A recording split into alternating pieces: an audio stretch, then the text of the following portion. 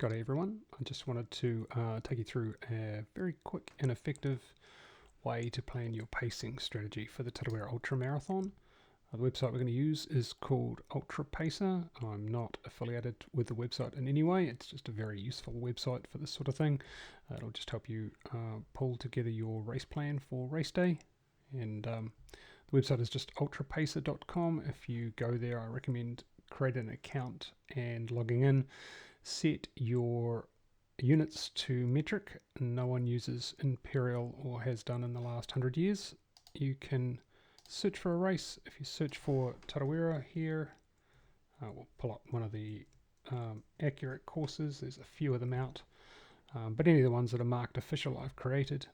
There's the 50k, the 1 and 2k, and the 100 mile. We can just do an example one of the 102k.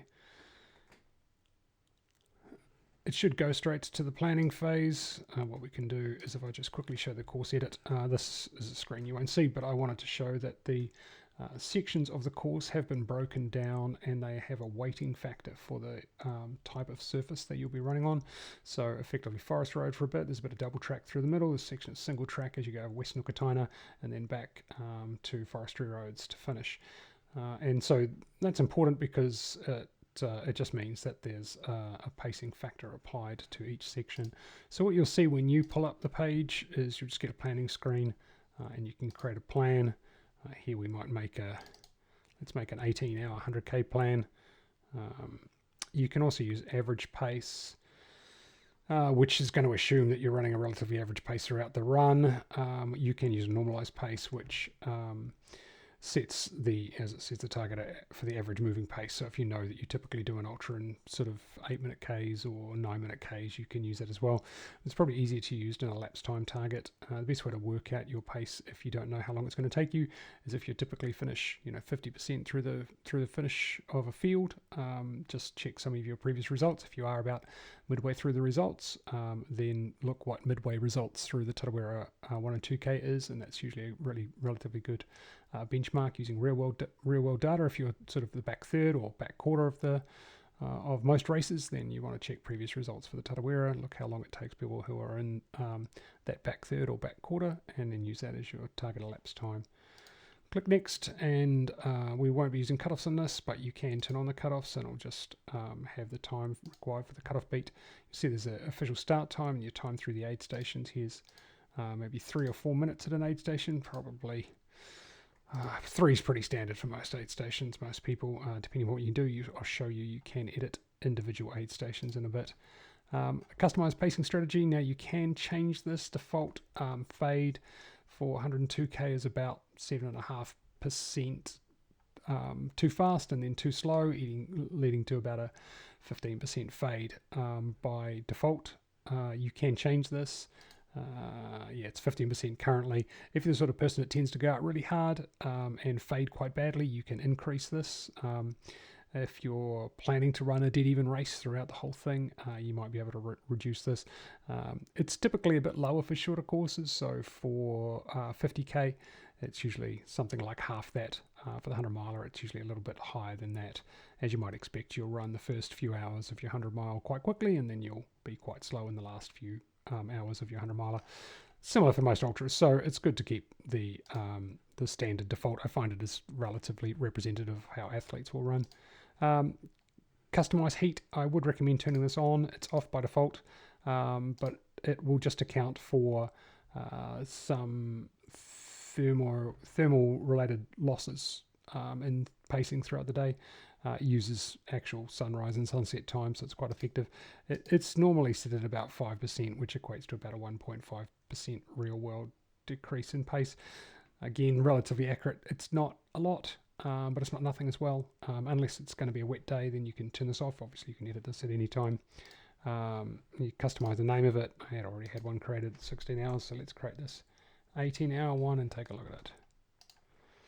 So it's created an 18-hour. You see an 18-hour elapsed time here for the finish, and all of the aid stations are here through the course. Obviously, course map, course elevation, which you can spend time fussing over. West Nuka, the climb up to ET Forest, relatively significant, and then the climb up to West Nukataina, pretty sharp as well. It's a reasonably long climb, so it's worth taking note. That is a slower part of the course, but it's on a pretty good surface. So the little icons, the red crosses are your aid stations.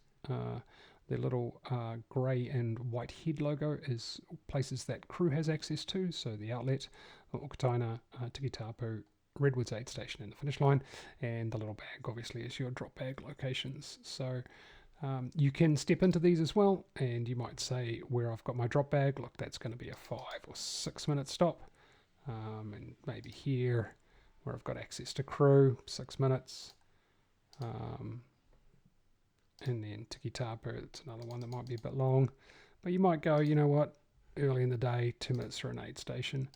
The other thing you can do obviously with Tikitapu is, or any of the aid stations, you can have your notes like remember to change my shoes or change my socks or get things, so you can keep your notes in here as well to remind you what to do. And other than that, it just shows the course breakdown by kilometres. It's got your elevation gain and loss. It's got your paces that you'll likely be doing between each aid station. It's got your time between each aid station. It's got your total elapsed time as you go into each aid station. So you see again, 18 hours, even though we made those changes to the aid stations, it still kept your target time of 18 hours. So it allowed for that in the paces that you were going to do. Includes the cutoff times here at each aid station. Those are the official times from the website. And the other thing that's quite useful is it has your arrival time of day if you're on that 18-hour pace. And that's kind of useful because you might say at the outlet to your crew that I'm expected in there at 11:20, so you'd want to be there from 11 or just before. And you know, that's when I should be getting in there, 4:30 p.m. at Okataina, so that you want your crew to get there sort of by 4 o'clock kind of thing. And so that's kind of useful as well for planning your the time for your crew to be there. So again, a lot more fluid and easy to use than a spreadsheet is, and it's all here and contained and free, so I can't imagine why you wouldn't use it. I'll put links to the other courses so you can just click on them in the video and in the post at the Tarawera group. If you have any questions, just get in touch with us at the coaches at squad.run or drop us a message anytime. You can save this obviously and just refer back to it later, but yeah, hope this helps. Cheers.